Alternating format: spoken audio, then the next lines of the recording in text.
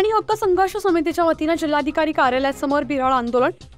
हिंगोली जिल्ह्यातील इसापूर जलाशयातून कळमनुरी तालुक्यातील शेनोडी रामवाडी उपसा सिंचन योजना राबवण्याबाबत दिलेल्या प्रस्तावास शासकीय मान्यता देण्यात यावी या मागणीसाठी आज दिनांक 7 मार्च रोजी पाणी हक्क संघर्ष समितीच्या वतीने जिल्हाधिकारी कार्यालयासमोर बिराड आंदोलन करण्यात आलं।